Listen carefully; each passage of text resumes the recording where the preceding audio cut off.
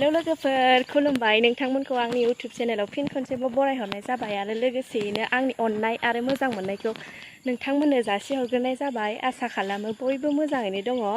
आङो दिनै न'आव फैदोंमोन आरोना मैथा लांनो होननानै खाथि नालाय ओमफ्राय भिडिअ लानो बावबाय आं लामायाव ओमफ्राय दासो गोसोखांना भिडिअ लाबाय। नोंथांमोना नायलांबाय थादों भिडिअखौ। मैथा खादों मैथा।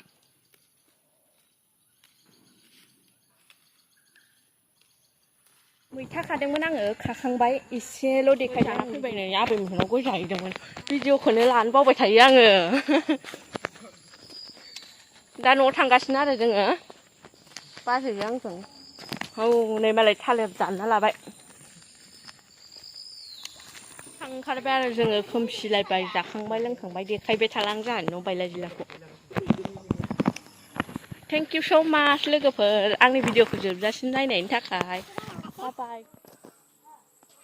आंहा दिनै मिश'निफ्राय मोनसे पार्सेलबो फैखादोंमोन आरोना भिडिअ गुसुं जाबाय। माखासेखौ भिडिअ बानायदोंबाबो थायासै आरो माबोरै थायासैथाय आं मिथिला। बेखायनो आंहा पार्सेल मोनसे मोनफैदों बेखौनो नोंथांमोननो देखायनोसै आङो। पार्सेलखौ आङो खुलिना नायखांखाबाय आरो मोजाङानो मोनफैदों। माबा 263निमोन आरो पार्सेला नैबेनि पार्सेला। आं इउज खालामफेराखै आरोना खनसेबो बिदि बुस्थुखौ। लटास हार्बेल वाइट ग्ल'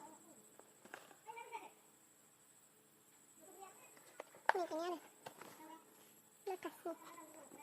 ओमफ्राय आङो पेकेटसो फैगोन सानदोंमोन नाथाय नै बिदि मोनसे फैखादों किटि मोनसे फैखादों आरो ओरैजा गाननो थाखाय। ओमफ्राय नैबे वान स्टेप टु स्टेप बिदि दंखाजोबो आरोना उनाव वान स्टेप 4 बायदिसो नुदों वान स्टेप आरो बे